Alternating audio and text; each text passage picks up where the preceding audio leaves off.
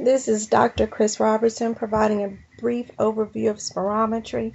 For additional information, there are supplemental spirometry resources available with this week's content.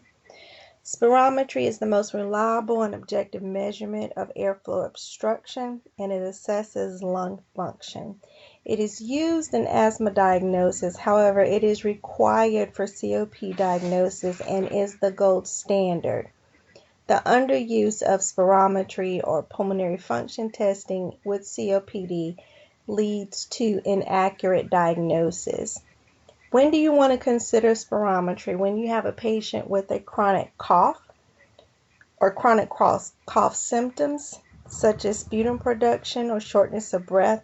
Also, patients with history of exposure to particular risk factors, be it tobacco, occupational irritants, or indoor or outdoor pollution.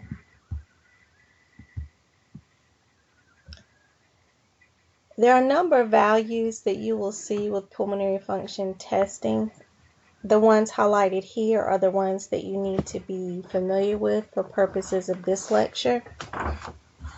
When you look at forced expiratory volume, FEV1, that is the forced expiratory volume in 1 second, or the volume of air that you can expire, or your patient can expire in the first second of their blowing.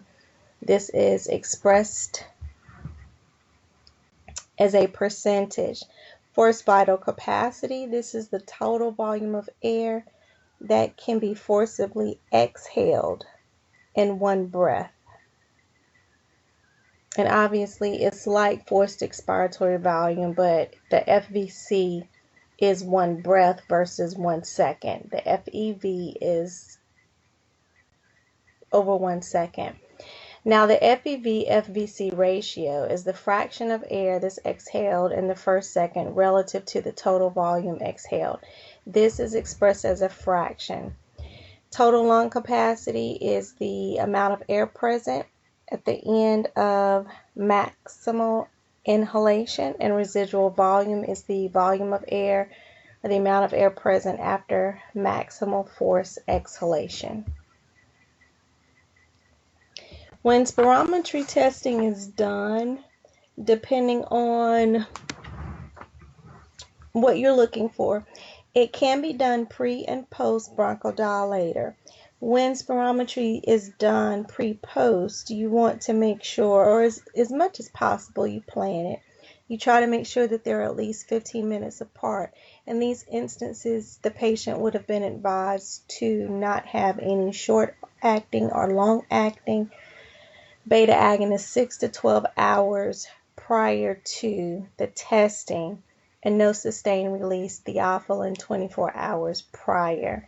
The selected bronchodilator should be high on the dose response curve, and listed are some possible dosage protocols that can be used when doing pre-post bronchodilator testing of spirometry or spirometry testing. Keep in mind that with spirometry, you are actually looking at values based on what is predicted. So there are calculators that you are able to use, apps you're able to use that will give you and tell you what the spirometry should be for a person based on their age, height, ethnic origin, and sex. Now there is some expected normal decline with aging, and you will see here in the picture the expected decline. You will also see the decline with someone who has smoked regularly. You will also see where if that person smoked regularly and stopped at age 45 versus stopping at age 65. Also note the levels of disability as well as morbidity. And that concludes the brief overview of spirometry. Thank you.